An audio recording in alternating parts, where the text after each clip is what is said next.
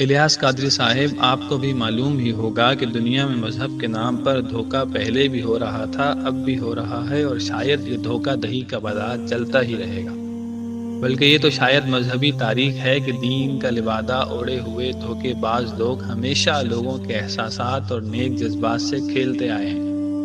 چلیں مان لیتے ہیں کہ کچھ لوگ تو اپنی غفلتوں کی وجہ سے دین سے دور ہوئے اور ہوتے چلے گئے، مگر ایک بڑی تعداد ایسے دھوکے بازوں کی وجہ سے بھی دین سے دور ہوئی اور ہوتی چلی گئی۔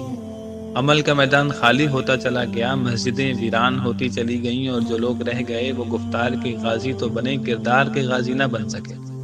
جناب والا، یہ بات درست ہے کہ ایسے وقت میں یقیناً کسی پلیٹ فارم پر تحریکی اور انقلابی اقدامات کی ضرورت تھی جو لوگوں کو واپس دین کی محبت، سنت پر عمل اور دینی احکامات پر عمل کرنے پر ابھارے۔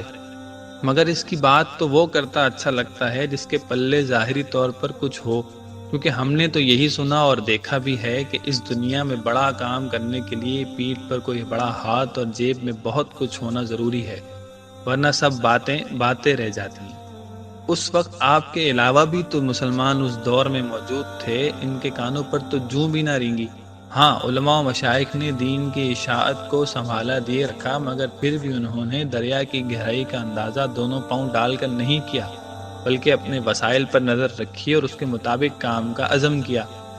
مگر چشم وقت جب آپ کو دیکھتی ہے تو حیران رہ جاتی ہے کہ آپ کے پاس تو کچھ بھی نہ تھا، وسائل نام کی کوئی چیز نہ تھی، اور تو اور سر پر باپ کا سایہ بھی نہ تھا۔ آپ تو غریبی میں پل رہے تھے، ظاہری طور پر کوئی ایسے مضبوط اور مستحکم ہاتھ بھی آپ کو تھپکی نہیں دے رہا تھا۔ چھوٹی سی عمر میں گھر کے کمانے والے شمار ہوتے تھے۔ ایسے سب حالات میں کیسے آپ نے انقلاب لانے کی ٹھان لی، اور کسی چھوٹے موٹے پیمانے پر نہیں بلکہ پوری دنیا کی اصلاح کی کوشش کو مقصد بنا لیا؟ آپ کو ایسی غریبی اور لاچاری میں کیسے اتنا بڑا خیال آ گیا؟ نہ صرف خیال آیا بلکہ عمل بھی شروع کر دیا، اور اس عزم کو تکمیل تک پہنچانے کے لیے ہر آندھی و طوفان سے ٹکرانے کی ہمت آپ میں کیسے آ گئی؟ الیاس قادری صاحب، اس وقت کیا آپ کو کسی نے سمجھایا نہیں کہ میاں کچھ ہوش کے ناخن لو، کیا کہہ رہے ہو، کچھ خبر بھی ہے؟ کسی نے بولا نہیں کہ میاں اتنا سوچو جتنا ممکن ہے، یہ پوری دنیا میں کام کرنے کا اعلان محض ایک جذباتی نعرہ ہے، اس کے سوا کچھ بھی نہیں؟ کیوں لوگوں کو اپنے اوپر ہنسنے کا موقع دے رہے ہو؟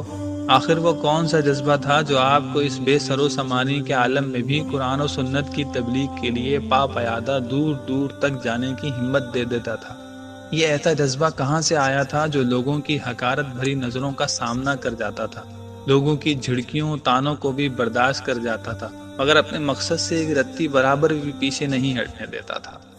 آپ کو اپنی فیملی کی فکر تنگ نہیں کرتی تھی کہ ان کو بھی تو ٹائم دینا ہے، ان کے لیے بھی کمانا ہے، ان کو بھی سنبھالنا ہے؟ آخر آپ نے ایسا کیا گھول کر پی لیا تھا کہ جس نے آپ کو آنے والے ہر آندھی و طوفان کے سامنے سیسا پلائی دیوار بنا دیا؟ الیاس قادری صاحب، یہ ان بہت سارے سوالات میں سے کچھ ہیں جو دانشوران ملت کے ذہنوں میں کل بلاتے ہیں۔ سب حیران ہیں، بعض کی تو انگلیاں اب تک دانتوں میں ہیں، غور و فکر کر رہے ہیں، مگر عقل جواب حاصل کرنے سے اب تک قاصر ہے۔ اللہ پاک آپ کا سایہ تا دیر قائم رکھے اور ہمیں آپ کا قدردان بنائے، آمین۔